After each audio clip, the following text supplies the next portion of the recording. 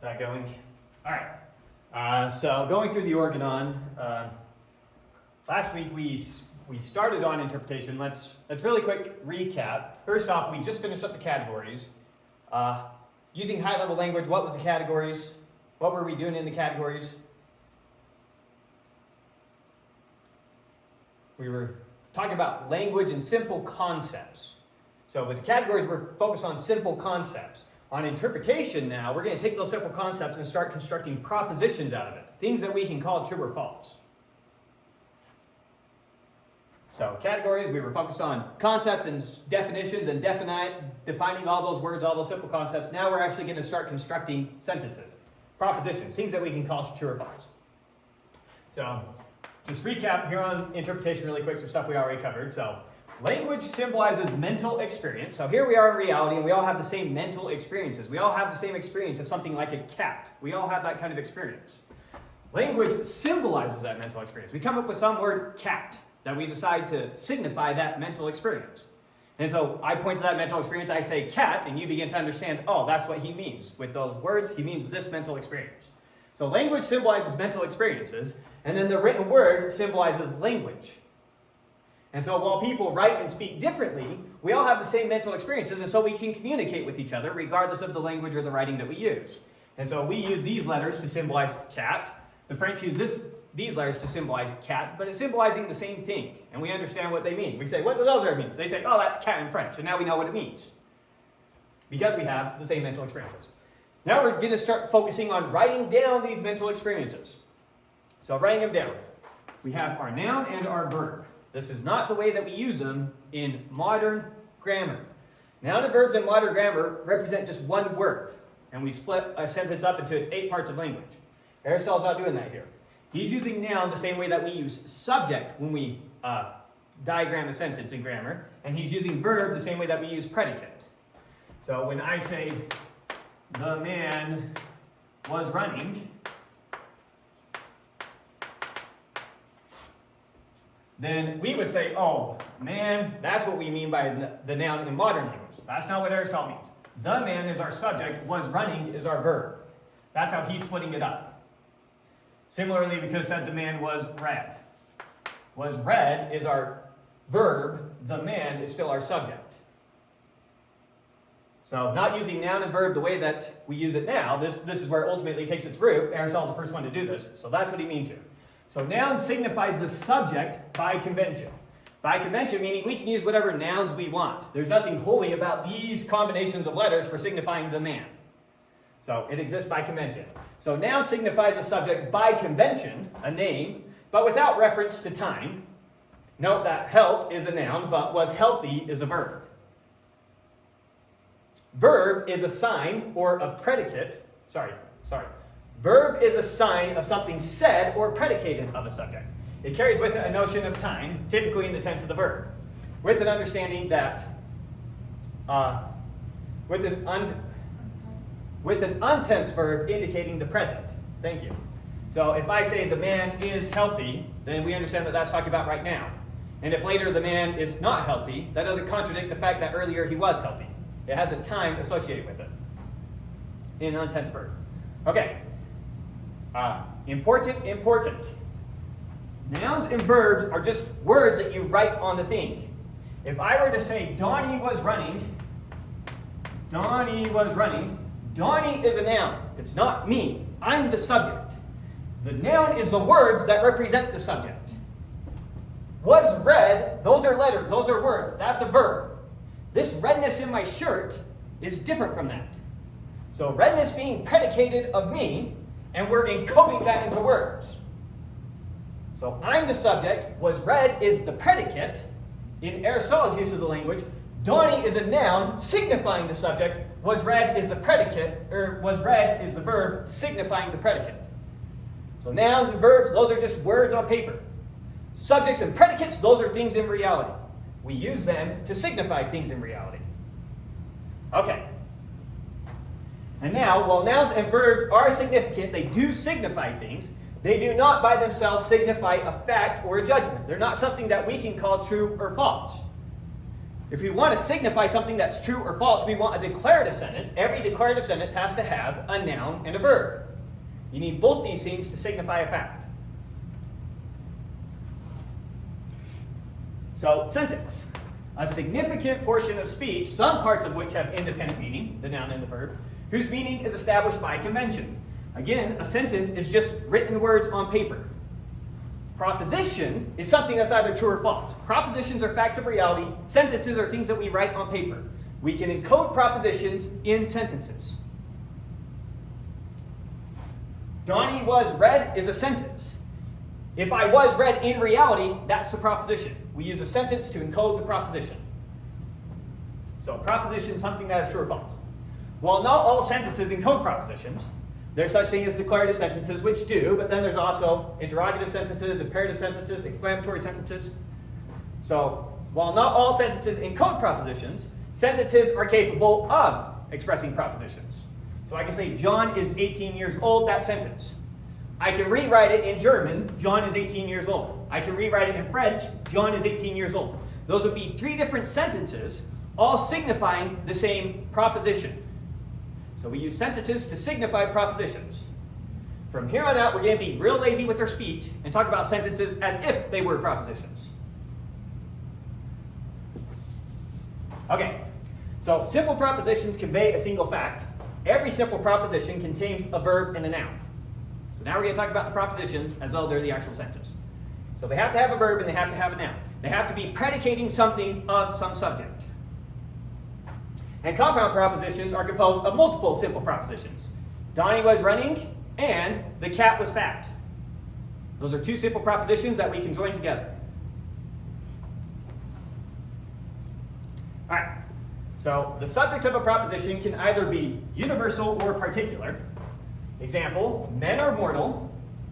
That has a what kind of subject? Is that universal or particular? Universal. So men, that's universal. Men are mortal. Men play football. That's universal. Socrates is immortal. That's particular. These are three different types. Now question. Men are mortal. True or false? True.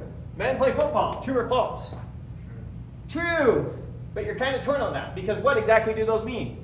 When I say men are mortal, am I saying all men are mortal? You understood, that's the way you interpret it to make it true. But what about when I say men play football? Did I mean all men play football? No. Well, you interpret it as some, because that's the way you have to interpret it to make it true. So it's ambiguous when I just write this. And you're using some knowledge you already have to come up with some interpretation for that. You're using more than what's on the paper. So this is going to be what Aristotle calls an indefinite proposition. One where we have a universal, but we don't quantify it. So when a subject is universal, it can have a quantifier, either a universal quantifier or an existential quantifier. Thus we can say all men are mortal or some men are mortal. Those are two valid ways of interpreting that. If it lacks a quantifier, the proposition is indefinite. Remember, we're coming up with the rules for developing scientific bodies of knowledge. So we do not want to include indefinite propositions. We want all our propositions to be definite so that we can interpret them. So thus we can have a universal, a particular, or an indefinite proposition. Those are all three different types of propositions. Examples of each: all men are mortal, there's a universal one. Some men are mortal, there's a universal one, or a particular one, sorry. Plato is mortal, there's a particular one. Men are mortal, there's an indefinite one. Now, I told you that both these are particular propositions. In some sense, those both say similar things. So when we write this out in our language, what do we mean by some men are mortal? We mean that there exists something out there such that madness applies to it. I'll use M for madness. And mortality applies to it. I'll use capital D for is going to die. So there exists something out there such that madness applies to it and gonna die applies to it. Similarly, how would I write out Plato is mortal if I write that out explicitly? I would say there exists something out there such that Plato applies to it and, what was the other thing? Did I say Plato is mortal or is a man? Plato is mortal. And is gonna die applies to it. if we were to write out exactly what we mean by Plato is mortal, that's what it's saying. Saying there exists something in the universe that we call Plato and is eventually going to die. Or death could be predicated on. So that's why these two, in some sense, are ways, are both encoded in the same type of structure. So Aristotle, what are we looking for? We're looking for common structures we can use in our propositions. And he's going to come up with 4. It's going to be his 4 categorical sentences. His 4 ways of representing the types of premises we're going to work with. So, we're not going to see ones like this, Plato is mortal. We're always going to rewrite that as something like this. There exists something such as Plato and it's mortal. And we're definitely not going to work with stuff like men are mortal. Because that's indefinite. We don't know how to interpret it. We don't want that in our sciences.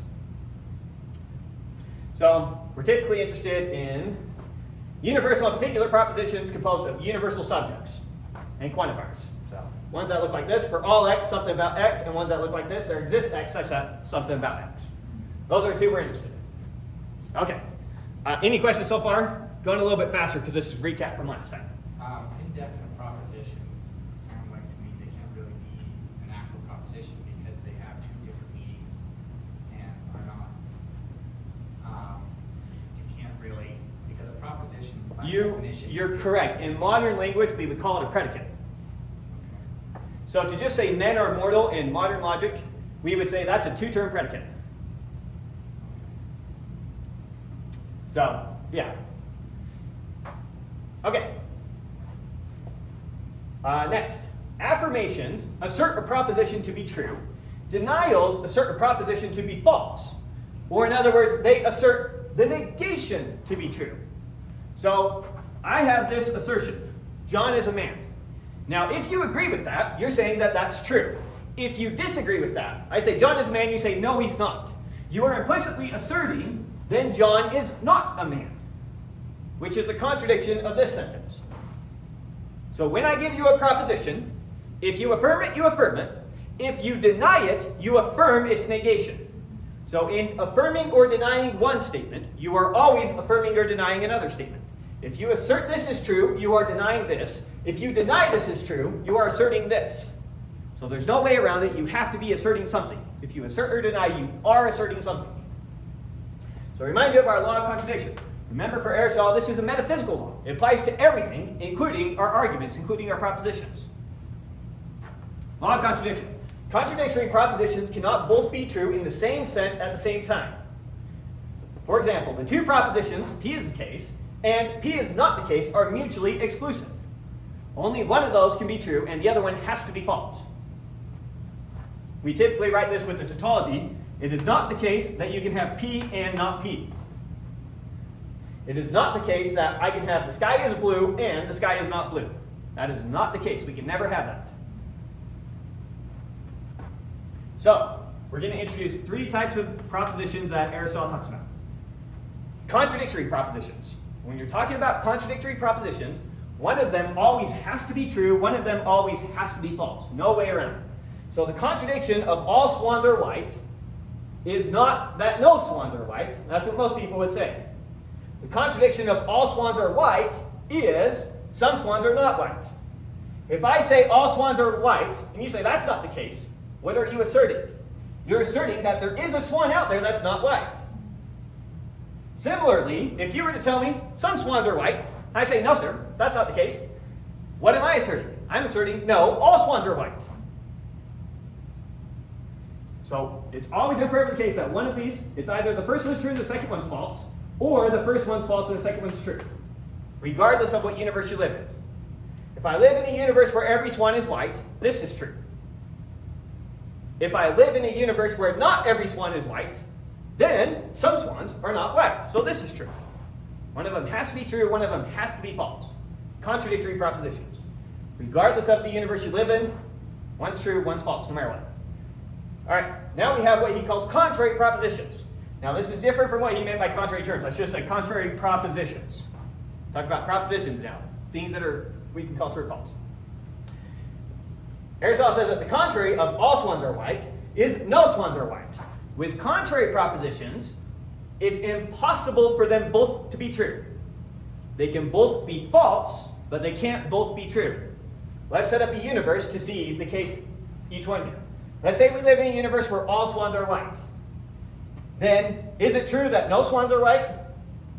No. So if our first statement's true, our second statement is for sure false. Now let's look at another case. Let's say we live in a universe where this statement's true. In other words, no swans are white. Is it true that all swans are white? No. So if we live in a universe where the first one's true, then the second one's false. Finally, what happens if I live in a universe where half my swans are white and half are black? Is it true that all swans are white? No. Okay, so then no swans are white.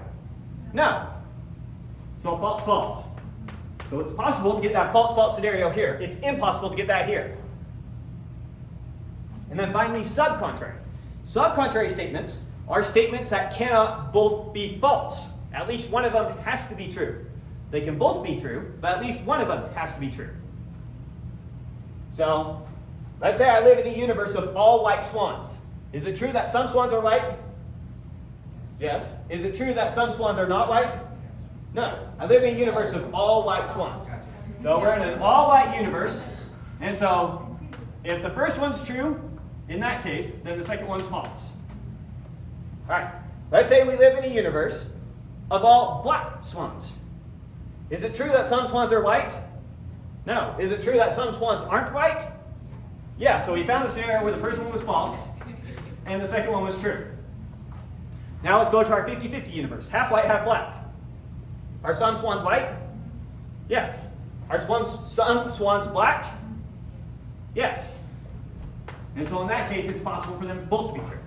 So subcontrary, at least one is true. Contrary, at least one is false.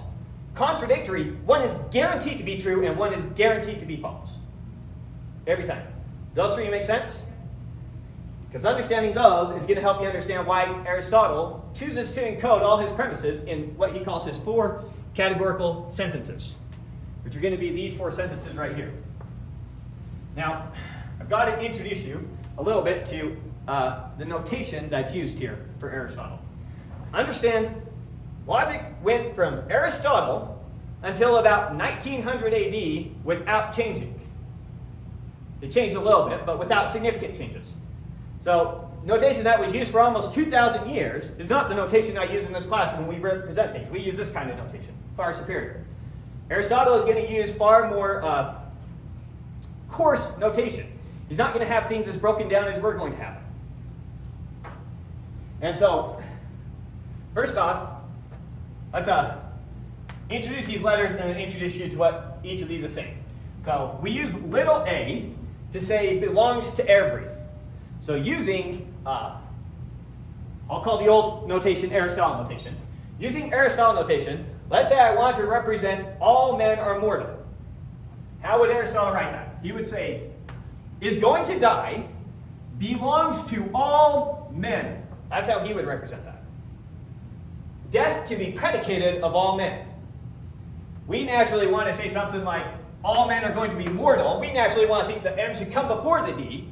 We want to interpret it as all men are mortal. Aristotle's interpreting it as in terms of what can be predicated of what. So it's going to always feel a little bit backwards to us. Saying death can be predicated of all men, or reading it out exactly, being subject to death belongs to all men. That's how you write that. If we did it this way, if you see a little e here, then this says death belongs to no men. Or death can't be predicated of any men, or in other words, no men are mortal. This one, death belongs to some men. That's how you say some people are going to die, but some of us are immortal. Well, maybe not. At least some of us are mortal. Maybe we all are, but for sure some of us are. And then finally, death does not belong to some men, means that some of us are immortal. That's his notation there. Now we're going to use S and P for generic subjects and predicates that we're talking about. Now, unfortunately, the person who made this chart messed up. This should be PAS, not SAP. PAS, not that. It's really easy to think about these backwards, so it's understandable that they made the mistake. This is going to be PIS. wrote those. And then finally, this last one is going to be P little o s. Okay. So first off, just give you a sense of how we can encode these things. Give me any premise you might want to use in an argument.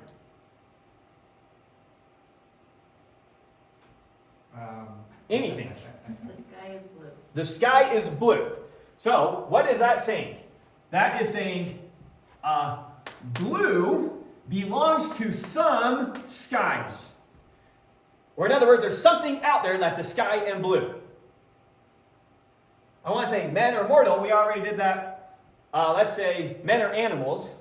That means animal belongs to all men.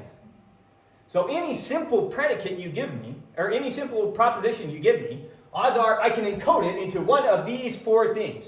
I can give it this form, this form, this form, or this form. And so these are his four basic predicate, or his four basic propositions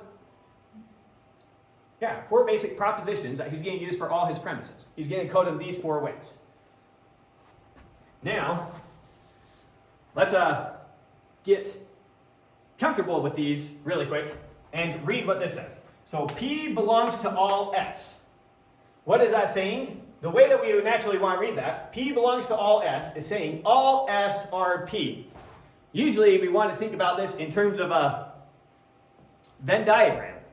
What we're saying is that if you were to draw your P's and you were to draw your S's, all your S's would be inside your P. So over here, so this circle represents all our P, this portion represents S's and P's. So this says P belongs to all S, or in other words, all S are P. Here's a picture that goes. If we're talking about this, we're talking about something potentially in here. With me? Next, what does this one say? P belongs to no S means that no S is P. No S or P is a better way to say that. So that means our S is just this portion over here. When they have the black, they mean it's not part of the picture. So they blacked it out. So that's our S, and over here is our P, and they have nothing in common. No S or P. So it signifies cases like that. P can be said of some S is the same thing as some S are P. So that is, here's our S. I don't know if you can tell the difference. That's not blacked out in the middle now. It's grayed out. It looks kind of black on there. But so the P is all of that. The S is all of that. And the intersection is both S and P. There's something in there. Some S are P. And then finally, some S are not P. Has a similar picture. Here's our S. Here's our P. S and P in the middle. There is something over here. That's an S and not in P. Make sense? So that's what this picture is telling us so far. There's a lot of good information in this picture. So it gives you his four categorical sentences, has a nice little diagram with it, has an English way of saying it that appeals to our intuition more. What do all these arrows mean? Well, before we get to that, let's encode each of these now in our own modern logical notation. So what does it mean that all S are P if I were to write that out? If I say all S are P, what am I saying? I'm saying for all X, keep going. SX. If S applies to X, then P applies to X. For everything out there, if it's an S, then it's a P. How we read an implication. That's how we do the PAS. How do we do the PES? We're saying PES is P belongs to no S, or in other words, no S or P. So I say for all X, if S applies to it, then it is not the case that P applies to it. Right? Similarly, PIS, what does that say? P can be said of some S. Oh, I have them written here. That means that there exists something out there such that it's an S and it's a P. Notice it's not an implies arrow. When I say something like, let's pretend that this says, some men are rich, that is not saying that there exists something out there such that if it's a man, then it's rich. is saying that there actually is something out there that's both a man and rich. That's what we mean when we say some men are rich. We're not saying there's some things out there that if they were a man, then they'd be rich. Because that could mean that there's no rich men out there still. Because what? There's no men. Then there's no rich men. So this isn't saying, so notice that these ones have implication arrow, these ones have an and. And this is one of the places that students easily get confused first getting into logic. They go to think about the opposite of one of these and they keep the implication arrow. Okay. And then finally, P can be said, or P does not belong to some S, means that some S are not P, which means that there exists something out there that's an S and not a P. Does that make sense? Okay. Now, before I do the next part of this, let's remind ourselves of some of our basic truth tables. So I'm going to use alpha and beta for propositions really quick. So I've got alpha, sorry, that's awful alpha. I have alpha, I have beta, and we're going to look at alpha implies beta, our favorite one, and remind ourselves of what this means. So if I have two propositions, remember proposition is either true or false. So if I have two propositions, alpha and beta, then we have four possible cases. It's the case that alpha is a true proposition and beta is a true proposition, so I can have true, true. If alpha's, I can have alpha's true and beta's false. I can have alpha's false and beta's true. And then finally, I can have that they're both false. Right? Now, what about alpha implies beta? We'll set this up with chalk and marker. We'll say alpha is a statement, I'm holding a piece of chalk. Beta is a statement, I'm holding a marker. Set up the first scenario where alpha is true, beta is true. Is it true that if I'm holding a piece of chalk, then I'm holding a marker? Or an eraser, thank you. You used to use the markers. If I'm holding a piece of chalk, then I'm holding a marker? Yes. So this is going to get very unintuitive here in a second. But let's do the next one. Is it true that if I'm holding a piece of chalk, then I'm holding an eraser?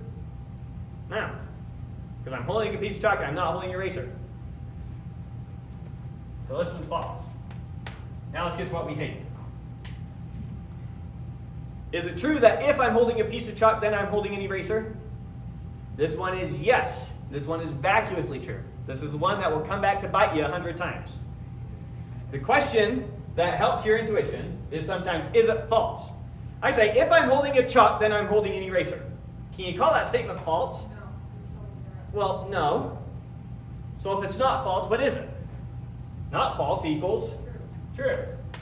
And then finally, if I'm holding a chalk, then I'm holding an eraser. Can you call it false?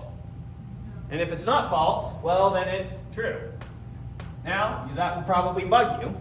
Very natural that does. We say that's not what we mean by if then, but here's the correct way to think about it. This is actually the definition of the implication operation. The best English we have for it is if then, or implies. So here's what it means. You can use whatever English words you want to try and encode it. That's what the symbol means. We choose to use the English words if then or implies. Now, here's another one that we'll look at. We'll look at not alpha or beta. And let's set up each scenario. So I'm saying it's true. Well, I'm asking if it's true. So setting up this scenario. Is it true that either I'm not holding a piece of chalk or I'm holding an eraser? Are one of those two things true? Either I'm not holding a piece of chalk or I'm holding an eraser. That's true. Because if at least one of them is true, then the or is true. So that's true. Next one. I say I'm either not holding a piece of chalk or I'm holding an eraser. No, that's false. I say I'm not holding a piece of chalk or I'm holding an eraser. True. And then finally, I'm not holding a piece of chalk or I'm holding an eraser. True, because I'm not holding a piece of chalk. And you'll notice that those two say the exact same thing. So here's another way of encoding the same thing. What do I mean by alpha implies beta? I mean not alpha or beta. Okay. I don't know. Do we remember our distribution laws for negation? Do we remember how to do not alpha or beta? No? I know the distribution of laws, how they switch the origin and next thing. Is that what you're talking about? Yes. So let's look at not alpha or beta. And then let's look at not alpha and not beta.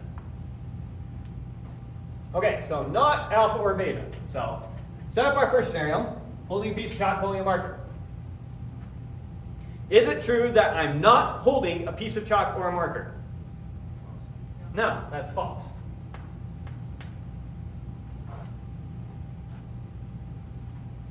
Is it true? Oops, wrong one. I don't know. All right. Is it true that I'm not holding a piece of chalk or a marker? Or an eraser, sorry.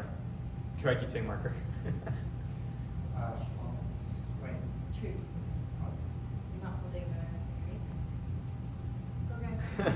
Let's see, what's a better way to say this? We asked the question again. Ask me, you ask me, are you holding a piece of chalk or an eraser? And I say no. Did I lie to you or did I tell the truth? I lied, because I'm holding one. So it is, so alpha or beta was true. It's true that I'm holding one of them.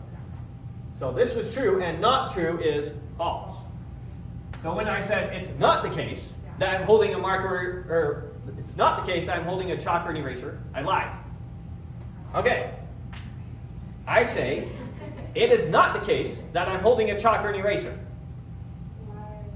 Lying. It is not the case that I'm holding a chalk or an eraser. True. Finally got around to telling you the truth.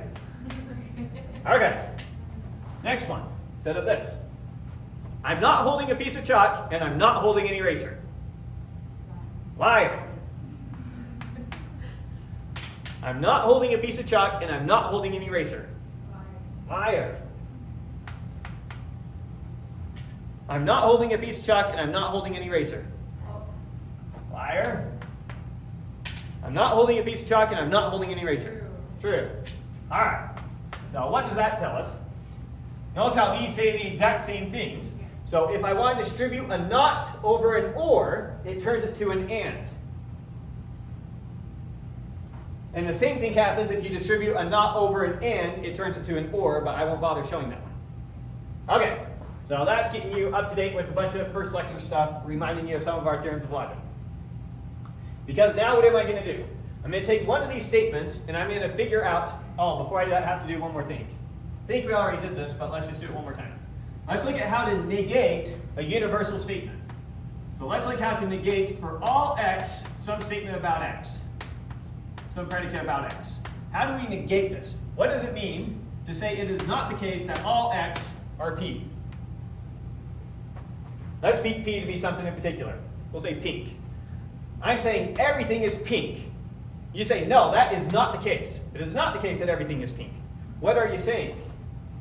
It is the case that some things are. You're saying there exists something out there that is not pink. So notice that to distribute your negation inside, if I want to bring my negation inside, it turns my universal quantifier into an existential quantifier. Similarly, if we looked at this one, we won't go all the way back to their definitions and derive these. I'm just going to make it appeal to your intuition and go from there. So I say that there's something that's pink, and you tell me that is not the case. What are you saying? No, all things are not pink.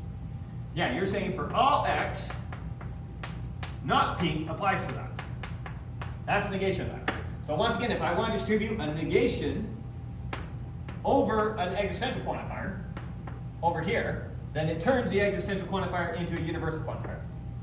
So that's how you can bring a not inside, you just switch your quantifier. Make sense? Okay. Now finally, let's take this statement and calculate its contradiction.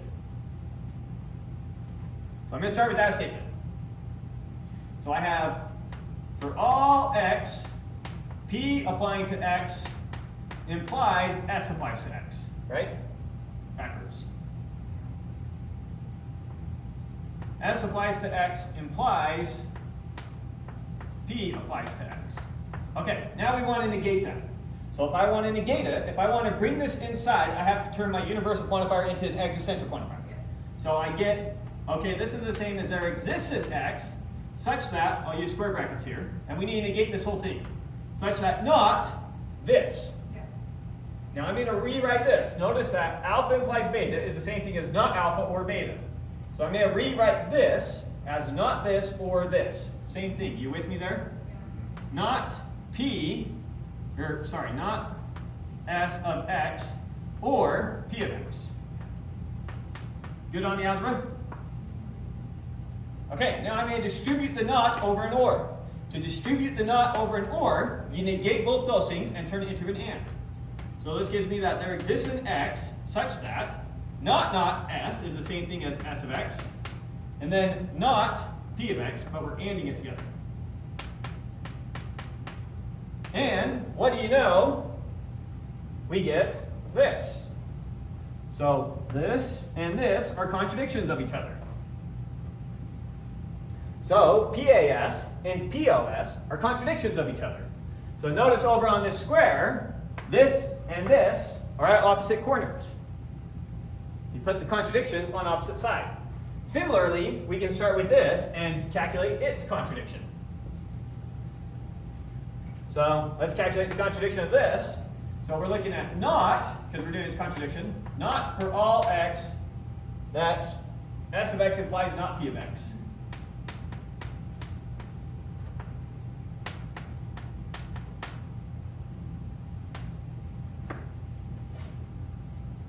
Right? Okay. Now, once again, to turn the universal in, or to get my not inside, I switch my universal to an existential. So this gives me there exists an x, such that now I'm going to apply not to this whole thing. I'm going to rewrite this in its or form. So rather than having it written this way, I'm going to write it this way. So negate the first thing, so not the first thing. Why do I keep doing the B? That was an awful S. Not, oh, my chalkboard is dead right here. It's fine. Not S of x, or whatever we had here, which was not P of x. There's a not there. I don't know if you can see it. Not P of x. Okay. Now, we're going to distribute that not in there. When you distribute a not across an or, it negates both things and turns it to an and. So this is there exists an x such that not just gives me S of x, and not just gives me P of x. And what do we know? Same thing as that. So this is a negation of this, and once again, they're on opposite sides.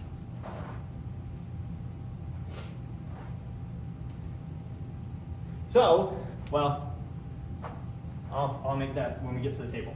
Okay, so that's these statements. Now notice that these two statements are contrary statements, and then these two statements are subcontrary statements.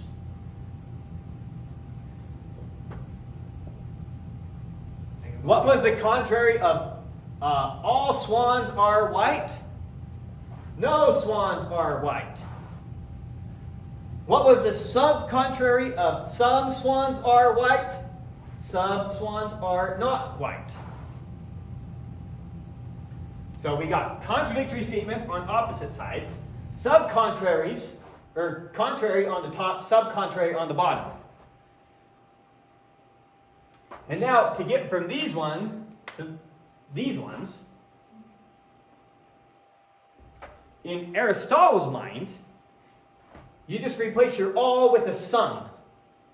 This is talking about all of them, this is talking about some of them.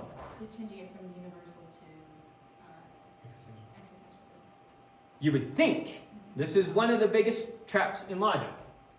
So you would think it's just turning a universal into existential, but in reality, what is it doing? When we go from PAS to PIS, we turn the universal to an existential, but we also are switching an implication to an and. And that's not made explicit in his logic. So it's one of the huge mistakes students make when I'm taking them through logic is they want to go from this to that. It's not the same thing. Or with an implication early, rather than the and. So almost. That's why this is a much more crude version of what we're doing. It's much harder to see all the nitty-gritty. With this notation's far superior, even though it looks far scarier. We can manipulate things on a much smaller level and deal with much smaller pieces. For Aristotle, this is as broken down as his logic gets into categorical sentences, which we have all this notation to break out and work with and manipulate them with. He didn't have a way of showing that the negation of this was this.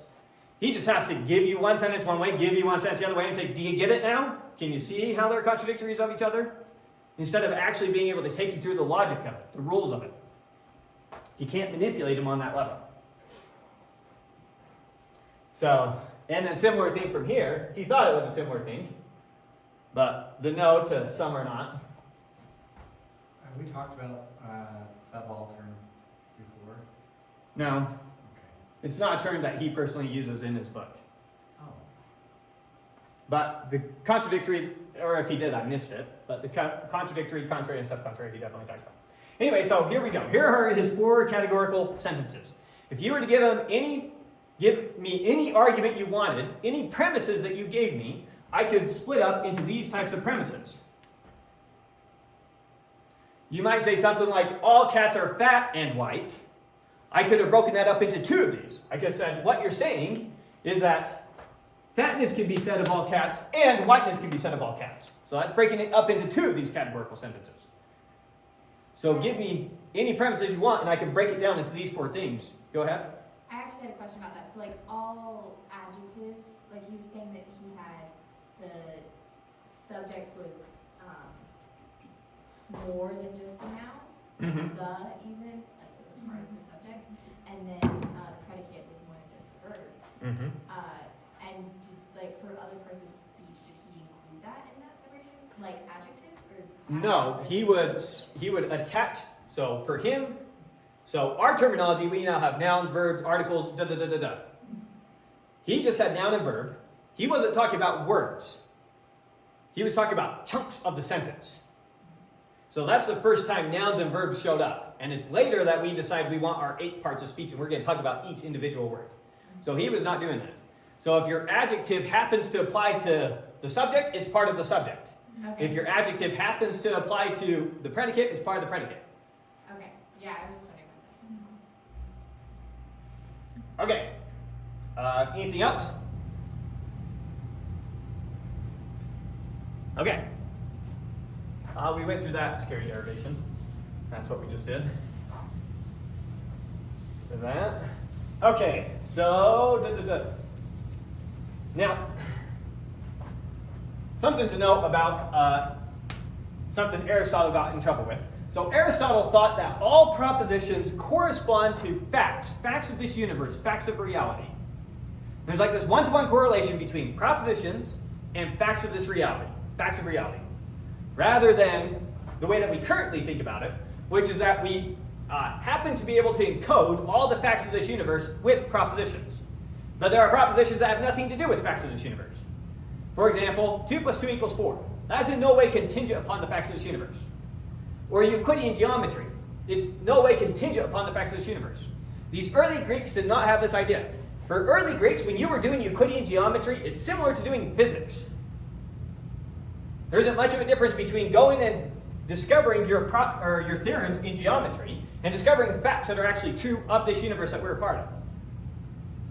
That took a lot of time to make that separation in thought. Gauss was the first one to come up to introduce it to us. Because in Euclidean geometry, one of our postulates is if I have a line and a point not on the line, then there's one and only one line I can draw through that point such that these 2 lines never intersect. That's a postulate of Euclidean geometry. Chances are that appeals to your intuition because that's how we happen to model this space. In hyperbolic geometry, it's if I have a line and a point not on the line, there's an infinite number of lines I can draw through that point such that the 2 lines never intersect. You say, well, that's not true on this whiteboard. Well, yeah, this whiteboard's a Euclidean surface. It's not a hyperbolic surface. If I was drawing on a hyperbolic surface, you'd see it. And so Euclidean geometry asserts this as one of its postulates. Hyperbolic geometry asserts this as one of its postulates. Which geometry is true? So that's a very natural question, and that's a question people would have asked for almost 2,000 years. And this is something Aristotle was confused by, and almost everyone's confused by until Carl Friedrich Gauss. He made a huge leap in thinking. which is we do not call the postulates true. We never assert that the axioms of Euclidean geometry, the postulates of Euclidean geometry, are true. We assert that they entail the theorems. That's what's true. So going back to our most basic argument, I tell you, if all men are mortal, and if Socrates is a man, then Socrates is mortal. I'm not saying all men are mortal. I'm not saying Socrates is a man. I'm not saying Socrates is mortal. All I'm saying is that if those premises are true, then the conclusion is true. That implication, that's what's true. That's true with capital T. And that's the types of truths that we now care about in mathematics.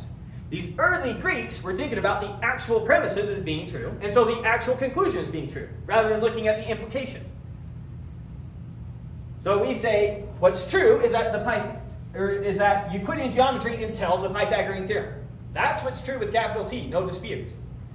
That is not the way that these early thinkers thought about it. It's because of this thinking here that takes forever to get corrected. They're thinking that for every proposition, it has to correspond to a fact of this universe. And so it is in reality either true or false. It took a long time to make that tweak. Okay, so that's a problem that Aristotle has. And for the logic that he's developing, this leads to the problem of what we call future contingents. So Aristotle says, okay, look at my proposition. There's going to be a sea battle tomorrow. Now, since that's a proposition, it either right now has to be true or false. But then that means that the future has to already be predetermined if that already has to be true or false. And so the future must be predetermined. But the future is not predetermined. That's what we mean by the future, the things that's not determined yet. And so he talks about these future propositions. So he says all propositions are true or false, except ones that are about the future, and I don't know what to do with them. And so from here on out, he says, there's these things, I don't know what to do with this, and so from here on out, I'm pretty much going to ignore them. Because he didn't know what to do with it. Because he thought there had to be this one-to-one correspondence between facts and propositions, and further, and you could write that as a proposition, so it must correspond to a fact of this universe. And furthermore, he wants propositions to either be true or false. So that's the pickle he was stuck in. And he decided to keep working with the fact that propositions are either true or false, and these future contingent ones, I don't know what to do with them. Sorry. Now, here's another problem that philosophers say. Stoics supposedly made progress on Aristotle's logic. Now, they did not fix the problem. Here's the fix to the problem. That took Gauss. That came thousands of years after Aristotle. But, of course, most philosophers don't understand this. They don't know who Gauss is. So, philosophers will say that Stoics supposedly made progress on Aristotle's logic by circumventing the problem rather than solving it. What do the Stoics say? They say, actually, the future is predetermined. And so, there's no problem of future contingents. It's already predetermined whether or not there's going to be a sea battle tomorrow. Because for the Stoics, we just go on this infinite loop. And this is the infinite time I am giving you this exact lecture with these exact words. I've done it infinite times in the past, I'm going to do it infinite times in the future. We're stuck on a loop forever. That's how the Stoics made progress on Aristotle's logic. That way they called all propositions true or false. Supposedly. I don't really call that progress. That would be like, I say, the reason the ocean looks blue is because it reflects the sky. Today's a really cloudy day, so I'm going to predict that the ocean looks gray today. And then you say, no, the ocean's blue because it's Neptune's favorite color, and he always keeps it blue. So if we go look at it, it's going to be blue. And we go look at the ocean, and you're right, it's blue. Doesn't mean your reasoning was valid. That's the way that they get around this problem. No, you didn't really solve the problem. You happened to be right. Two very different things. All right. Aristotle also laid the foundations for what is called modal logic. So that's using all the logic we've introduced, but then introducing the possibility and the necessary operator. We will not be doing anything with modal logic, but he did start the development of modal logic. If you're interested in modal logic, it's what you have to use for Kurt Gödel's proof for the existence of God. I have that at the end of the playlist. He gives a little axiomatic system to do that. So it's a good exercise getting familiar with modal logic if you're interested in it. So He also developed foundational logic. We're not going to worry about that. It's a less precise logic. It is not the logic that you use to develop math and the sciences. We only use propositional first word predicate logic with identity. Okay, yeah, we won't worry about that. All right, any other questions so far? Okay. So now, Aristotle, now we've talked about these propositions, gotten used to his 4 categorical propositions. He wants to look at what is it that we do, what is it we actually do when we defend a conclusion by stating premises. How does this actually work? What is the actual structure of human reason is what we're after here. For example, I tell you all men are mortal. I tell you Socrates is a man. You're able to conclude Socrates is mortal. You're somehow able to get this from these. Let me try another one. Let's say that I told you all A are B, all B are C. What's the conclusion?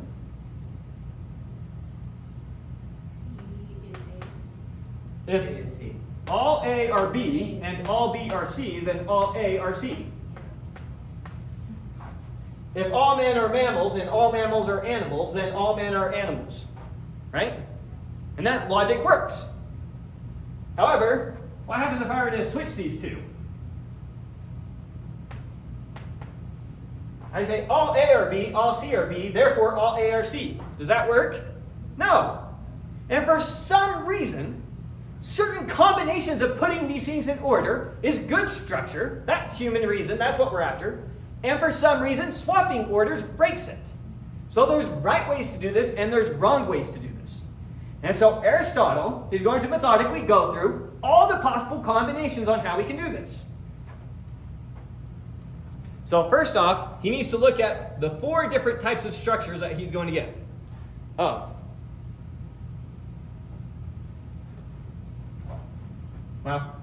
I'm jumping ahead of myself, I guess. So this structure of an argument, Aristotle, first of all, calls this a syllogism. Yeah, should explain that. So he calls this style of argument a syllogism. A syllogism has 2 premises and then a conclusion. Because of this and this, I know this. But this is just the encoding of these. All men are mortal is this. Socrates is a man is this. Socrates is mortal is this. So these 2 are my premises. Down here I have my conclusion. So for Aristotle, a syllogism takes 2 of these simple premises, 2 of his categorical sentences, and concludes one of his categorical sentences. This one right here is this. For all x, if it's a man, it's going to die. There exists an x such that it's Socrates and it's a man. Therefore, there exists an x such that it's Socrates and it's going to die. You see it? We can work through the proof of that if you want. You skip a few steps, but... I see it. I don't know how to describe it, but I can see it. Okay. So if you see it, you see it. So, syllogisms, we take 2 of his categorical sentences as premises and combine them together to get a new categorical sentence.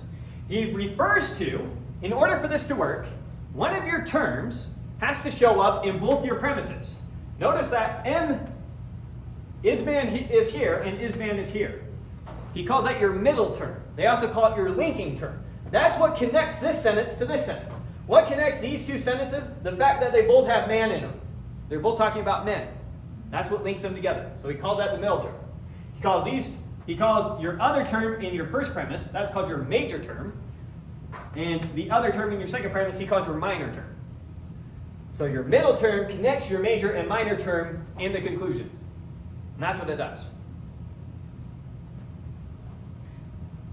Let me write this out one more time with his notation because I probably should have just written that to begin with.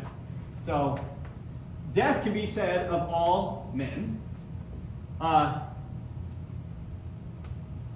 Man belongs to some Socrates. Therefore, death belongs to some Socrates.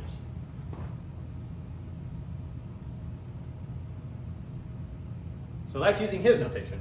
And so notice that somehow we're like combining these 2 together to get this.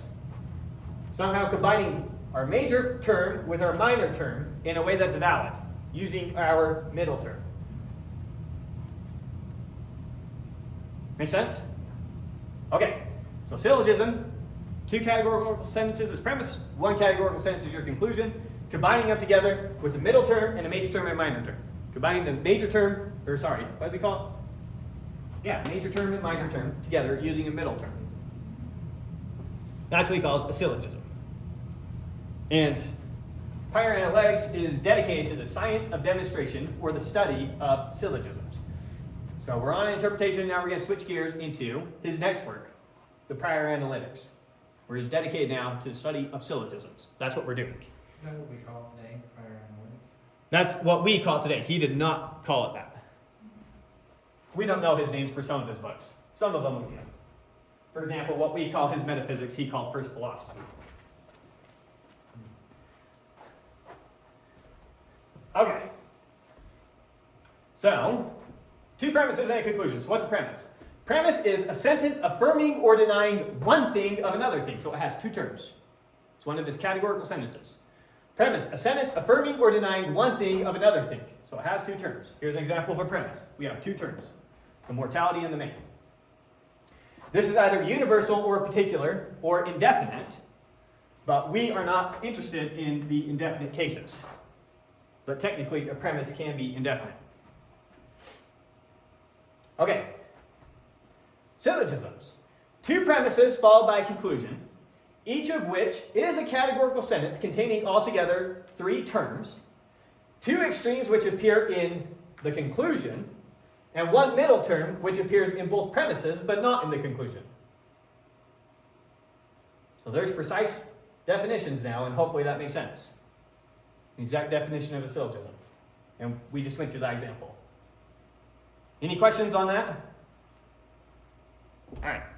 Let's get into Aristotle's 4 figures. Although he only went through 3 in the work, but there's 4 of them. And he knew about the 4th. I don't know why he doesn't mention it in the work. What are the 4 figures? So when I'm doing this, so we're going to use A, B, and C for our terms here, using Aristotle's notation. So I can do something like A is said of all B, B is said of all C, therefore A is said of all C. Something like that. Now, that works when I use the A in the middle there. What if I would have put the I there? A is said of some B, B is said of some C. Is it true that A is said of some C? And that one, not necessarily. This one would have worked. I could have said A is said of all B, B is said of some C, therefore A is said of some C. Okay, that one works. And this is using one particular form, where we have our major term here and our minor term here, and then the middle term is crossed like that. Are there forms that could have worked if I would have put both my minor term over here? So I would have my C here. Are there letters I can find to plug in there that makes that work when I have it like that? It turns out, yes, there's going to be. So I can have it so that here's my major and minor term, and my premises, and my middle terms, kitty corner like that. And our conclusion looks something like this. Dotted lines means we need to plug in an A, an I, an O, or a U. But so here's one possible figure. I can have my premise looks like this, my premise looks like this, my conclusion looks like this. We saw one that worked like that. That's where we had little a there, little a there, little a there. If A can be said of all B and B can be said of all C, A can be said of all C. His second term, notice that we have both the B's over here. Both our middle terms over there. What's the example of one that works there? A, E, E. So B can be said of all A. B can be said of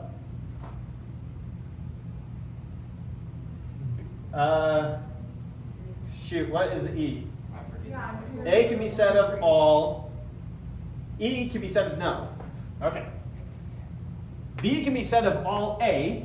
B can be said of no C. Therefore, A can be said of no C. Let's draw a picture for that.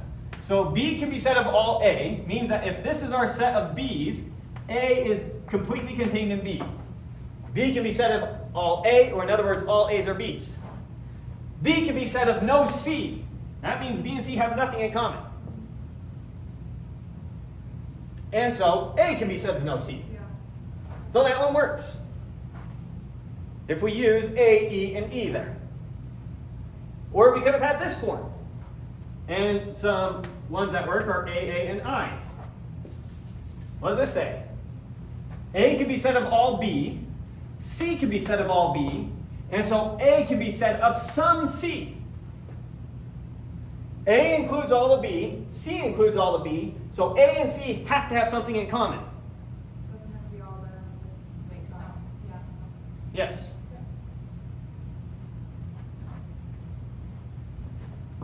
So whatever A is, it includes all of B, and whatever C is, it includes all of B. And so, some A can be said of some C. So there's a combination that works when we use this form. And then, what are you doing to me, Siri? And then this last one right here, this was an example using the fourth form. The fourth figure. So those are what he means by his figures.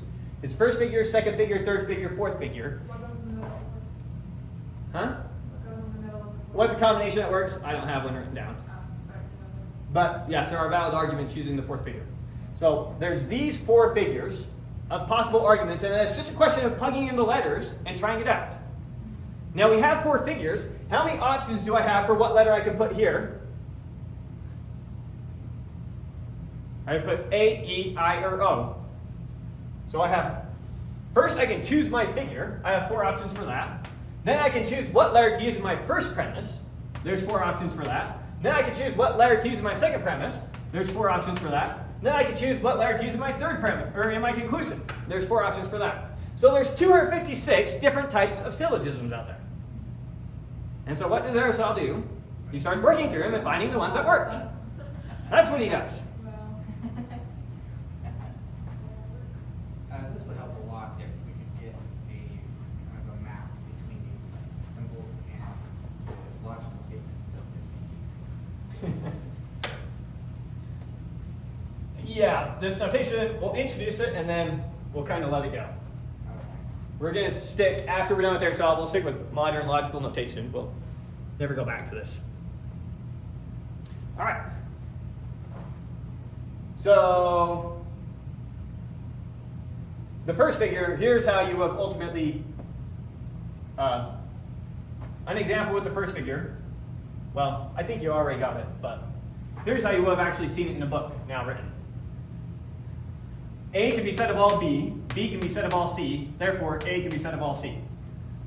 That would be an example if you're reading an old monk textbook using logic. And of course, here's our modern notation for representing that. Nothing I need to stress this. I guess we can go over the concrete example. If all animals are living things, this is using the first form, and all humans are animals, then all humans are living things. Or the way Aristotle would have said it, if living thing belongs to all animals, and animal belongs to all humans, then living thing belongs to all humans. So we're just saying it one way, Aristotle's saying it the other way, he's saying what's predicated of it. Do you plan on giving us a modern method for solving prior analytics? For doing logic? Well, we already did that with, I mean, that's what we did in logic. What I'm saying is that you're in getting the conclusion from premise 1 and 2. Is there a systematic method? Yeah, let's solve something. So, It sounds like what Aristotle has done is he's just mapped he just them all. thought through them. Exactly, but he didn't really create a. He didn't actually system. prove that it works in the sense that we use the word proof today. Yes. Most of his proofs would rely on these diagram type proofs. My question is, do you plan on proving this? Yeah, let's do so. Great. Right now. So here you go. Here's this table. Here's his arguments of the first form. Premise, premise, conclusion. These are his valid ones that he went out there and found. Premise, premise, conclusion. Premise, premise, conclusion. Now, the monks went crazy with this stuff, reading Aristotle. And so for all the different valid forms of argument that they were memorizing, they had a mnemonic device that they would attach to it. And so if they were talking about Barbara, they were talking about the first form, where it was all A's. Right? And of course, Farrison down here. So, constructing this table, and they would give names to help them memorize all these things. But here you go. Here's our valid syllogisms. So now let's actually prove one using our modern notation rather than just taking it for granted. So pick a name, any name. Ariel. Where is that? 4. Number 4, right here. Okay, so let's start writing this out. So, I have our key over here. E means belong to no. So, A belongs to no B. What does that mean? Using our notation, that means for all x, if B applies to it, then A does not apply to it. A belongs to no B, right? That's our first premise. What's our second premise? Read it to me. B belongs to some C. B belongs to some C, which means what? There exists something out there that is Is it B? that such that it's a B and it's a C. Or was it a C? Yes, it is a C. Yeah. Okay, so here's our two premises, right? And now we're going to try and prove the conclusion. Let's just write the conclusion here that we're trying to prove, then I'll do my proof underneath. But just for the sake of getting comfortable codifying these conclusions. So what does the conclusion say? Read it for me. A does not belong to some C.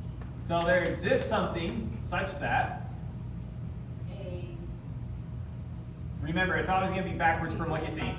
With and, it doesn't matter, but just so you don't get your implications screwed up when you do it. So such that C applies to it and what?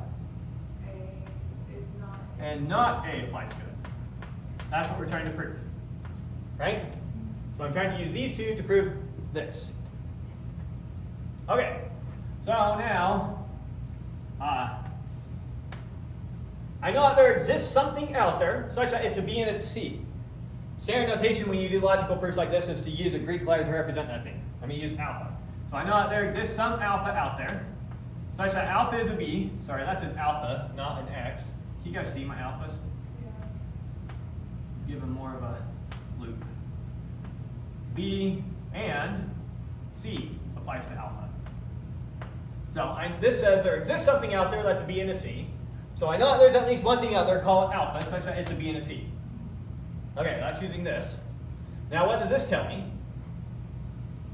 This tells me for anything out there, if it's a B, if B applies to it, then not A applies to it. And so using this premise and this together, I can conclude that there's something out there that alpha applies to. Or sorry. Since B applies to alpha, since B applies to alpha, and B applying to anything applies, not A applies to it, I know not A applies to alpha. And C applies to alpha. Right? And then finally, not A and C is the same thing as C and not A. Or in other words, and is, sorry, that's supposed to be an alpha, and is, I can swap the order, it doesn't change it. Commutative. It's an and, yeah. And is commutative, just like plus is commutative, just like times is commutative. Subtraction is not commutative. 7 minus 3 is very different from 3 minus 7. Okay, so now we got to here. And so, since alpha is a C and alpha is a not A, I know that there exists something out there such that that thing is a C and that thing is not an A, where A does not apply to it. So that's a more modern way of proving that. I didn't want to do the full logical proof where we track the premises for those of you who did logic. But there we go, we got our conclusion. Yep, follows. Let's try another one. Mostly just for the sake of reading these things and understanding them. Pick another name.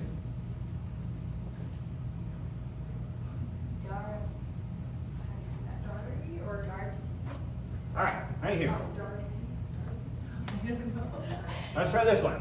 Darby. Alright, what does the first one say? Okay. It says P belongs to every S. P belongs to every S, or in other words,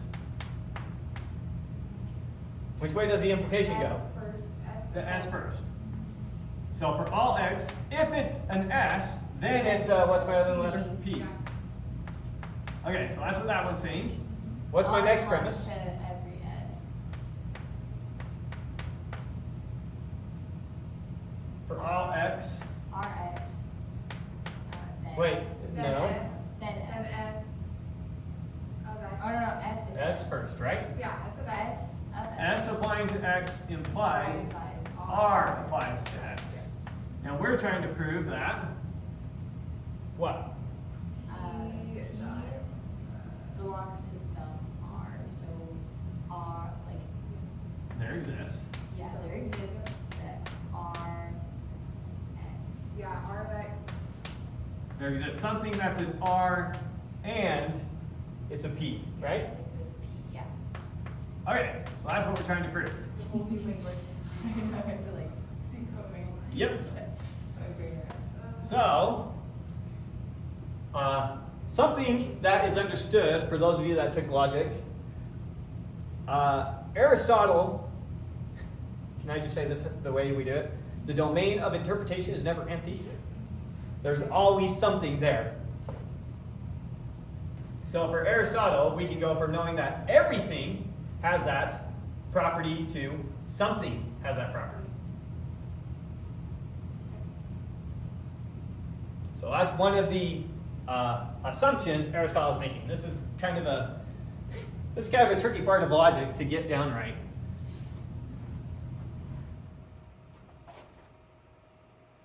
Because strictly speaking, so let me show you why you could actually run into a problem with this. And it actually depends on which logic we're using. So this right here says P belongs to every S, right? So P belongs to every S means here's P, and whatever my S's are, here's right there. This one says R belongs to every S. So all my S's are for sure R's.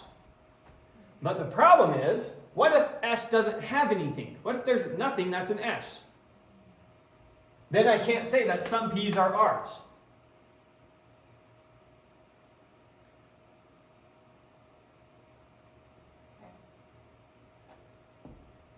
But can nothing exist So- in S? Is that like for Let me give you an example of something. Like is there So I tell you, as an example, we'll use S being is a dragon, P is can fly, R is a reptile. So being able to fly is true of all dragons. Being a reptile is true of all dragons. Dragons aren't real. But that doesn't mean that I can conclude there are dragons. Yeah. Okay. Interesting. like if you see a flying reptile then it's a dragon? Well, Is that no, so Use unicorn. I'm using an empty class here to get to the conclusion that there are flying reptiles. Yeah. Which I don't know if there are, let's pretend that there aren't. Yeah. Then yeah. So we're using an S where there wasn't something in there. Yeah. Now, it's understood when you're doing Aristotle that we're only predicating things of things that actually exist out there. Oh yeah. When it comes to logic, I don't know why that's relevant, whether or not it doesn't exist it's in the actually universe? true. Yeah. If it's actually true, so the big question is, can I go from for all X, some predicate about X, to there exists some X such that that predicate about X? That's the big question in logic, and it's kind of a subtle question. And it's assuming that there is at least one of all of them. Is Right, that what so you're like saying the is one that problem? you do know. So in logic, we allow you to do this, to go from for all X, P if P is true for all X, then P is true for some X. And we're assuming that the domain of particulars that we're talking about is non-empty. Aristotle's taking it one step further. He's saying anytime we can apply a predicate to something, it has to be to something and not to nothing. We don't have these empty predicates, these predicates of nothing. Doesn't that go back to because he believed it pertained to the reality that he could see that That could be was the his reason. subject and predicate? That's exactly right. Yeah. All these predicates, he's thinking about going back to his categories and categorizing things that actually exist. Yeah. That he knows of. that he knows of. Or he experiences, right? Like the. Sure. But yes. So he's always assuming that for all these things they exist.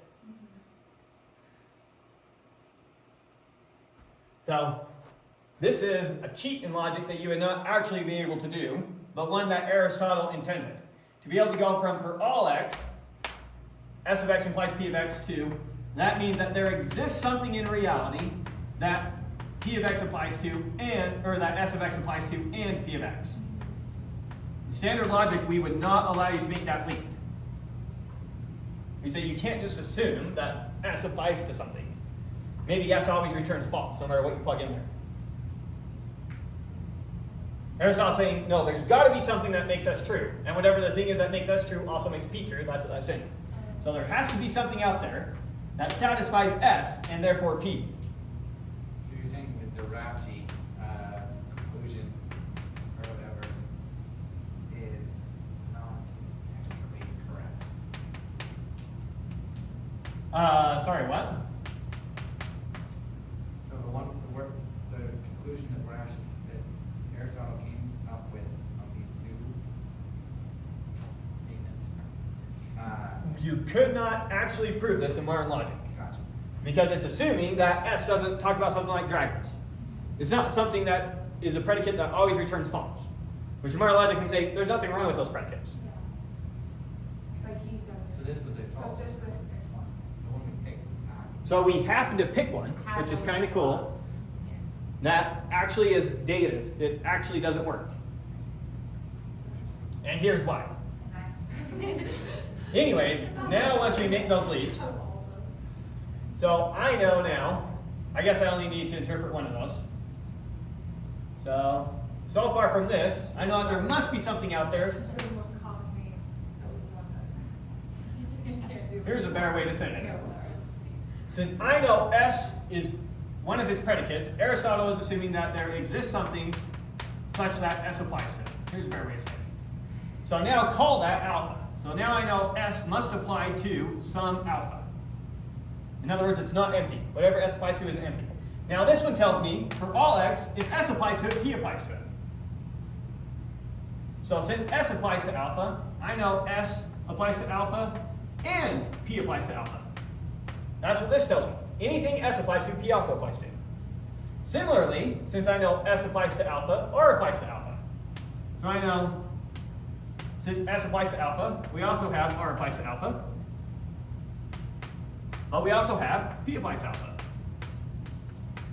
And so, we do in fact have something, namely alpha, that R and P apply to.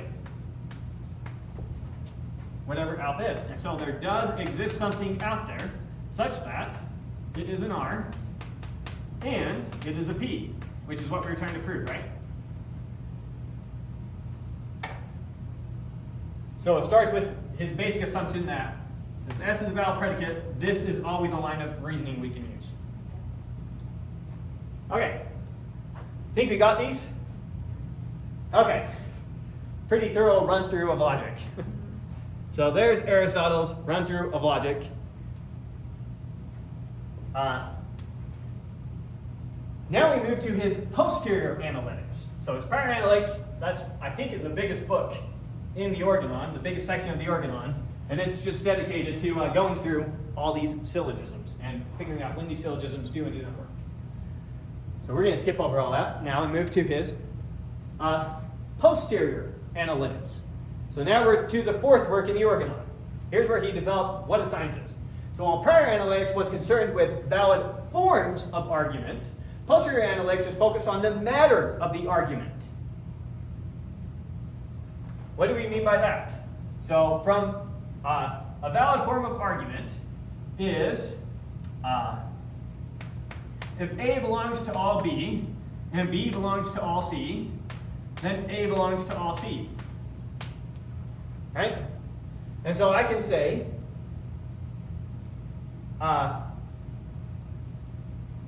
pick premises here now that aren't false, or now that are false. If I pick a false premise here, so pick something for A, what should we say for A? Drugs Being make able to- you happy. Huh? Drugs make you happy. Drugs make you happy. No, it's just a predicate, not a proposition. So predicate, being able to fly. Being able to fly applies to all men, right? Or being able to fly applies to all animals. Being an animal applies to all men. Therefore, being able to fly applies to all men. The form's good. The matter of the form is bad. The structure of the form works. The premises happen to be false. So good form, bad matter. That's what you mean to. So while the prior analytics was concerned with valid forms of argument, posterior analytics now is focused on the matter of argument.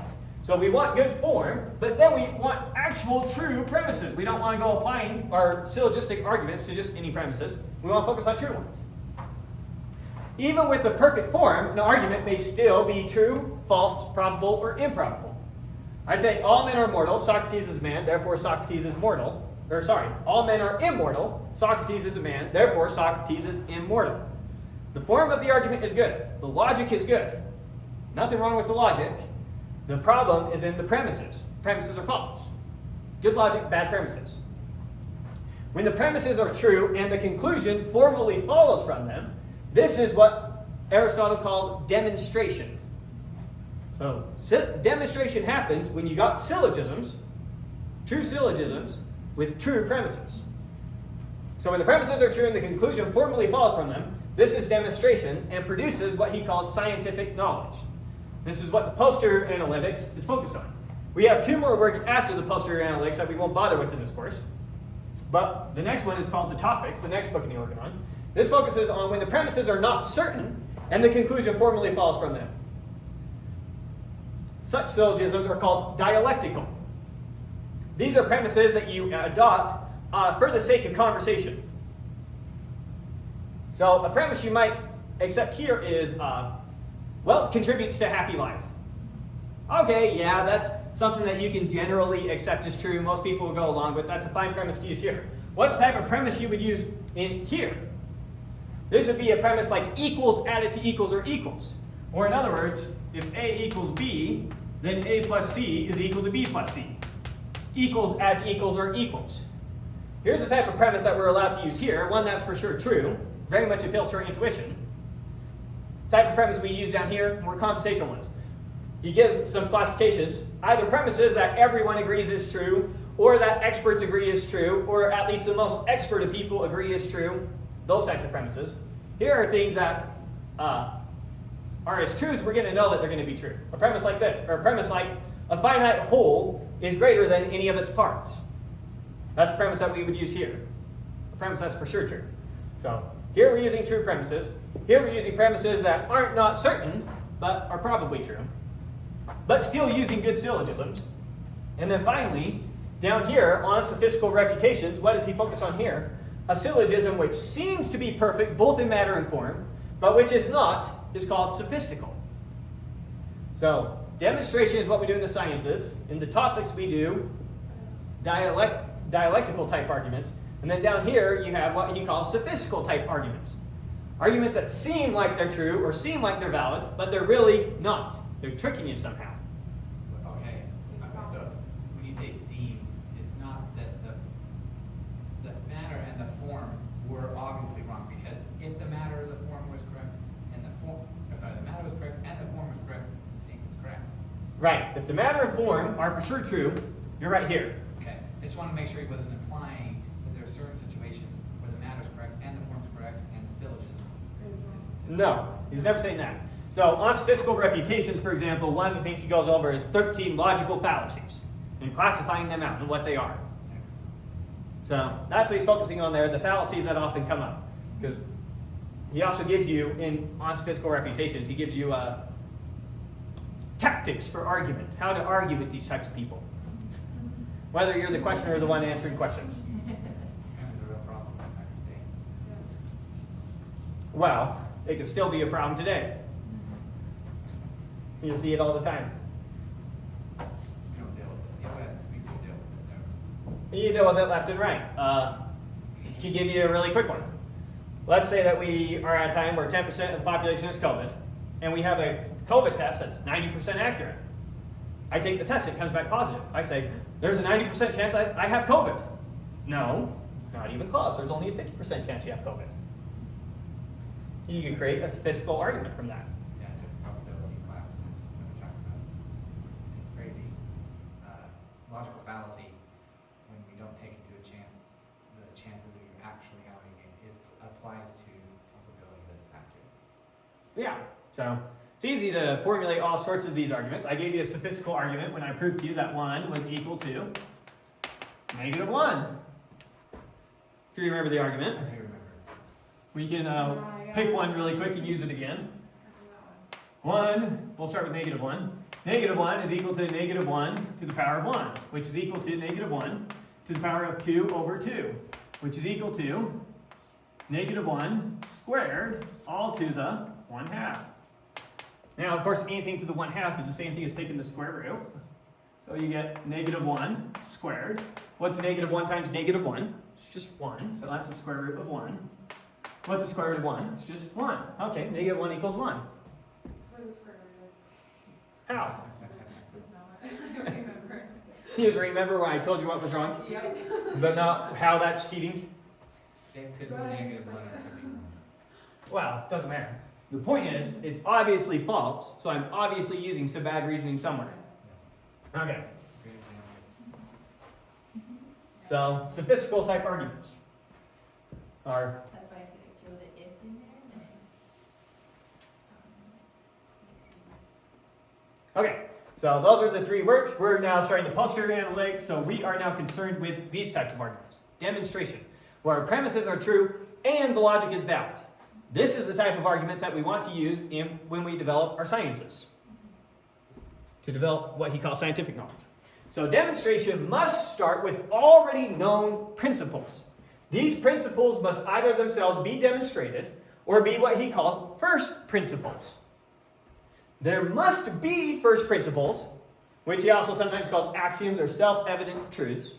For otherwise, demonstration would either have an infinite regression or would be circular. There has to be things that we accept as true that are not demonstrable. We can't demonstrate everything. You can't prove everything. Doesn't make sense. If I take some fact and you say, prove it to me, I have to use some previous fact to show how that implies it. And you say, okay, now prove that. Well, I have to use some previous fact to show how that implies it, etc. We can't do an infinite regression. One of 2 things has to either happen. Either we can't have an infinite regression, so either eventually we're going to get back to a premise that we already used, and we're going to end up with a big old circular argument, and we're going to end up concluding, how do I know A is true? I know A is true because A is true. That's how I know A is true. That's circular reasoning. That's not valid. And so the only other solution is we have to have first principles. Principles that we accept as true, that there's no proof of them. They're the things that we use to start proving from. Now that first principle terminology, we've already seen that before. Plato had that. What did he think his first principle was? So, truth form? I can't remember. The form of the good. Yeah. The form of the good. That's our first principle from which everything else can be derived. So, Aristotle's not going to accept that as a valid first principle, but he accepts Plato's thinking that there has to be first principles. So there must be first principles, for otherwise demonstration would either have an infinite regression or it would have to be circular. Thus we must start with self-evident first principles. Things like equals added to equals are equals. Or part of a finite whole is less than the whole. For Aristotle, he says, once you understand what these are, you can't help but accept them as true. There's no way for you to understand what a finite whole is and what a part is without understanding that a part of a finite whole is less than the whole. Doesn't this kind of imply that the argument that you can't have a definition where the word is used in the definition because then it's a circular definition? You have the same problem with words. We'll eventually get to that here, but yes, there's a problem. I can't give you a French dictionary and say, here, learn French. You go take it and you say, okay, I'm going to learn French. Go open the dictionary. You see a word there. I don't know what that means. Look it up. And go look up the French words. You see more French words. Oh, I don't know what any of those means. Well, go look them up. You get more French words. And one of two things. Either I threw an infinite dictionary at you, Which is not. or eventually you'll be looking up a word, you'll be using a word to try and answer the question on a word you were trying to look up. Which implies that you can't say that someone's argument is valid because they're using circular definition. Well, what that implies is you can't define everything. You have to start with things that don't have a definition. And that basically means that someone can bring up a definition that is in fact circular and it can still be used to prove things. Well, what Aristotle would say is you don't need to define everything. There's things that you come to know void of a definition. So, for example, cat. How did you come to know what cat means? You know what cat means. How did you come to understand what cat was? It wasn't someone gave you the definition, here's the word cat. It's you came into contact with these things in reality that actually exist. And you started abstracting from all those things what they had in common. And you came to understand the definition of cat. Yes. And so it doesn't have a definition. But now, once you have these terms that you understand, I can construct a new definition for you. And so from your understanding of cat, dog, cow, whatever, I can then introduce you the definition of something called a mammal, which captures all these terms. And you can begin to understand what all those terms are. I understand we can create definitions off of these axioms, Different. Axioms are propositions that we accept as true. We were using with words. There's also concepts. Concepts that you understand that can't have a definition. It's similar to things that you accept as true that can't be proven. There's things that you accept as true that can't be proven. There's concepts that you understand that cannot be defined. That's what I'm saying, though, is that if there's a concept that we can't describe without using circular definition, but everyone agrees it's true, then it just... The concept that we don't call true, cat isn't true. Cat is a concept we all have. It's not true. Now, if we talk about axioms, yes, so law of contradiction, for example. So here's one that Aristotle would say, here is an axiom. Law of contradiction. You can't help but accept it as true. You don't have a way to prove it's false. You can't, it's... Sure. Because to prove it's false, you still need some premises to operate from. Proving it's false runs into the same problem as trying to prove it's true. There's some things that are beyond proof. They're more foundational than proof. They are the very things by which we use to construct proof. Right. And I'm just saying, it seems like we can't really use the term, we can't invalidate an argument because there's a circular definition. We can't invalidate it? Yes, because the minute you try to define a axiom, you're going to run into circular definition. We don't define axioms. The minute you try to. We never define an But axiom. that basically implies that anyone can take any predicate. Did you do logic with this? Okay. So here's what he's getting to. He doesn't complete the system. In axiomatic systems, we have four types of things. We have undefined terms, axioms, definitions, and theorems. Our axioms use only undefined terms. Our axioms give meaning to our undefined terms, but they never define our undefined terms.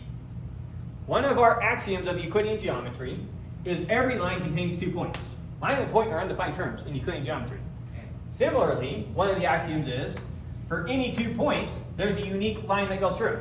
So I'm giving you meaning as to what points and lines are, but I'm never giving you a definition as to here's a point, here's a line. Yes, so what I meant to say is not axioms. I was referring to undefined terms. Okay? The reason that we don't try to define them is because we end up using circular reference. That's exactly correct. Okay, and what I'm saying is that we can't, now, if we hold that it's true that undefined terms can't be used to come to true, correct statements or whatever, Uh-huh. then someone can come to us with a definition that they say, this is not defined. And we just have to, They come to us with a definition that they say this is not defined. what I'm saying is, they can come to us with an undefined definition, I don't know what that means. undefined term. Okay, an undefined term. That's what I'm gonna say. They can come to us with a term and say that, and they say this is just undefined. And then they can go prove all this stuff with it. We can still validate or invalidate the argument. Okay. So you can give me an argument in geometry, and I can tell you 100% of the time if it's true or false. Based off. We don't have a definition of point, line, plane. I can still tell you whether or not it's true or false. Any argument you give me. Just because we don't have a definition for cat doesn't mean we don't have a concept or an understanding of cat.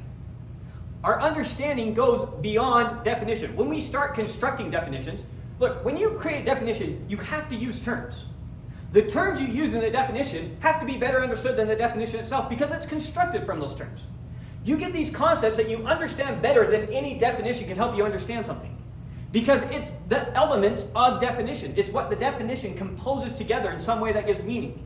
Since the individual concepts have meaning, the definition is able to inform you of some meaning. But you already have to have understanding of the basic concepts. How did you get those understanding of the basic concepts? By coming in contact with reality. Well, okay. So by coming in contact with reality, you have the concept of cat, cat, cat, cat, cat, even though they don't define it. Now, if I were to go do some proof for you that all cats can fly, the fact that you don't know how to define cat doesn't mean that you can't disprove it. Well, Because cat still means something. it's agreed that it means something by everybody. Well, that's what all words are in everything. That's right. All communication is pre-agreed upon. So yes, the words that we actually choose exist by convention, but the thing out there in reality, i.e. cat, exists in reality.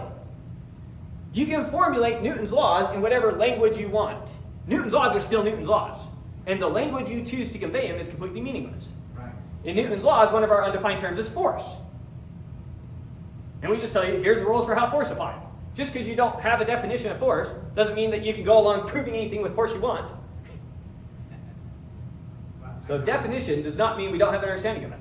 And those things we have the most foundational understanding of are the very things that we cannot define. And those truths that we have the most foundational understanding of are the very truths that we cannot prove. Our most foundational understandings of concepts are what we use to define terms. Our most foundational truths that we understand to be true are what we use to construct proofs.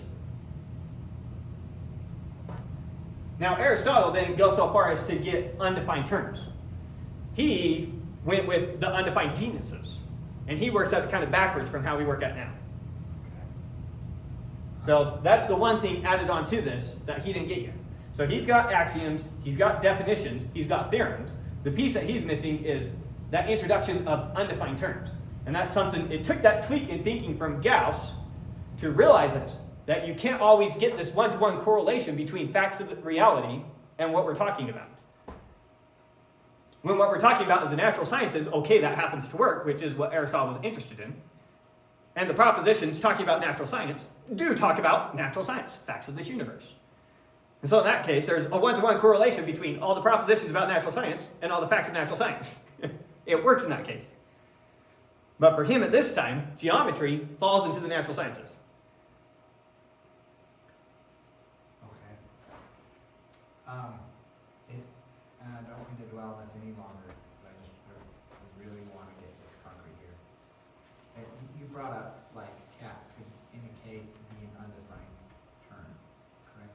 Right. When a child first comes to understand cat, it's not through a definition. Okay, now, somebody, somewhere, let's say I don't know what a cat is, I've never seen one, Mm-hmm. but they're writing this undefined term called cat, and then describing, all of this, proving all of this stuff about using this undefined term, cat. Right? And Which I you've say, never come into contact with. Yeah, I have no But idea. they're going to have to use words to describe it to you. And those words are going to have to come from other words. And whatever those words are, we can ultimately follow them back to where you came into contact with reality with some things that you came to understand before you understood those definitions. And so you're going to have these foundational concepts. We can describe a cat too. But so you have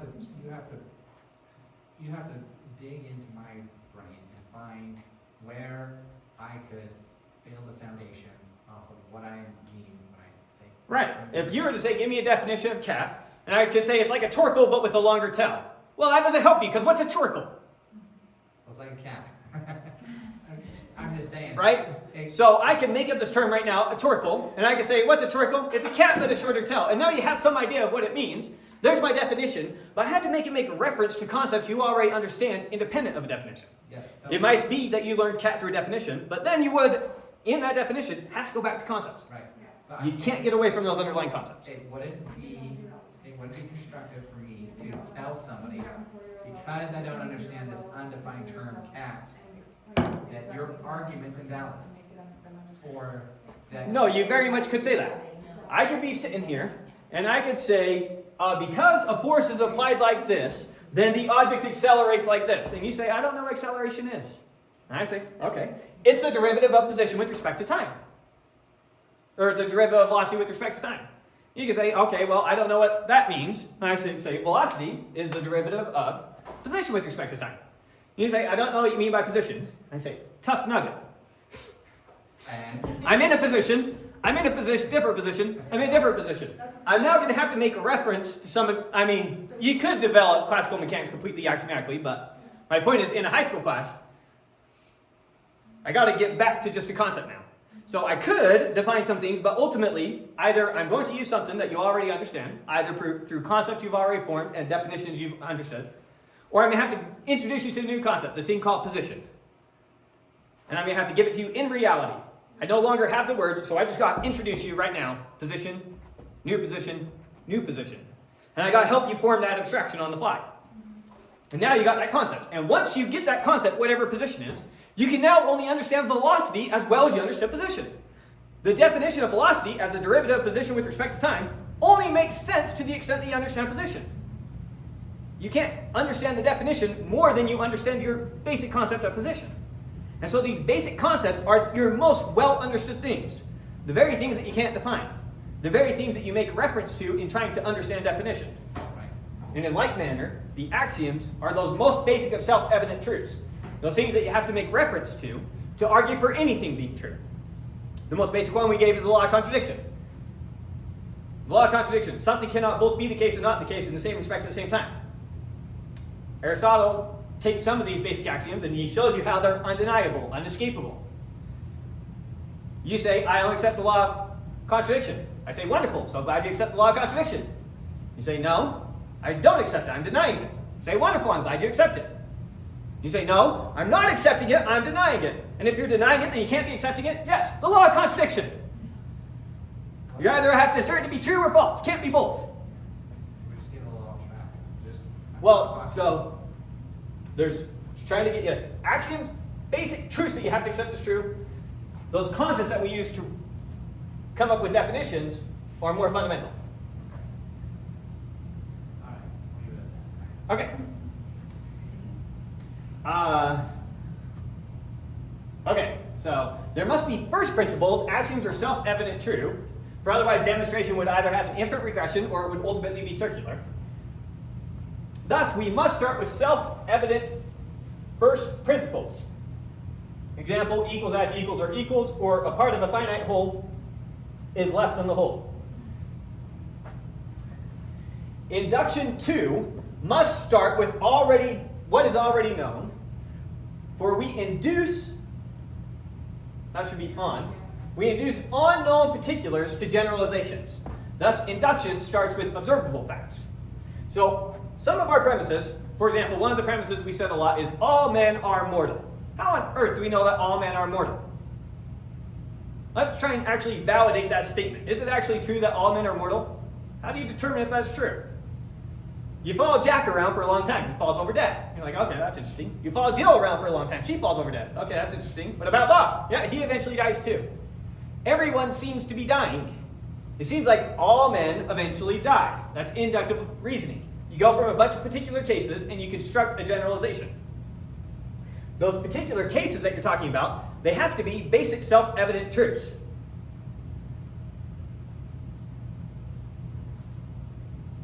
So if I were developing a science, for example, and I say, my law of gravity, all objects hover.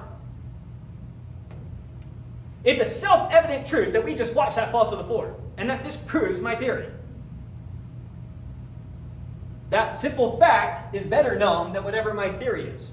So these generalizations, these particular facts that we generalize on in our sciences, are better known than the generalizations we construct. And our generalizations we construct are going to be the premises that we use in constructing argument. So it starts with basic observable facts. And maybe, I'm not sure what slide we're on now, but just keep going with it. So to give you a notion for what science is now, I'm going to give you the term for how Aristotle would use it. In science, we start by inductively reasoning on observable phenomena to some premise. That's how we construct our premises in the sciences. All men are mortal. All mammals give birth to live young. Whatever it is. Then we apply logic or syllogisms, but more generally, logic to those premises to come to conclusions. And then, those conclusions, since all our premises were observable facts, those conclusions will give us observable facts. And so our observable facts must agree with our conclusions. If they don't, we throw out our argument. We throw out our theory. It's wrong. With a true view, all the data harmonize. With the false view, the facts soon clash. That's what he means here, these observable facts. So in modern times, just give you the twist between modern science and how Aristotle saw it. So logic, math, and then what we call science, Aristotle would have instead called this natural philosophy.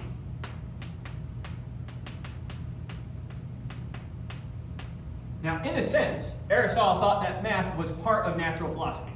He thought that geometry was part of what we were doing here. He thought that Euclidean geometry was actually describing reality. He thought that actually in reality, if you take this point here and you take this point here, they define an actual line segment. Did you get that philosophy from the Pythagoreans? From the dawning of math, this is how math was viewed. Until Gauss changed it. Everyone thought that math was talking about this universe. Everyone thought that the premises of Euclidean geometry were true with capital T. But anyways, so he calls it natural philosophy. We now call this science instead of natural philosophy. Aristotle would say all of these are a science. He uses the term a bit different than we do. For Aristotle, a science is any field whose end is knowledge. And so there's the science of logic, the science of math, the science of natural philosophy. For us, we now almost use science the way Aristotle would use natural philosophy. What's natural philosophy? We inductively reason on observable facts of this universe to some premise, and then we apply logic to those premises to come to conclusions. And that's how we learn things in the sciences. In modern times, we say we inductively reason on observable, quantifiable phenomena. Phenomena that you can actually measure. We create that restriction. Aristotle says, inductively reason on anything observable. We say, no. Only on those things that are observable that we can actually measure. You have to be able to somehow apply units to it. And what's the big advantage there that Galileo discovered? If we limit ourselves, rather than talking about all observable phenomena, to just observable phenomena that we can quantify, that we can measure, then we can express it with math instead of using logic directly. Math is like doing a ton of logic all in one go.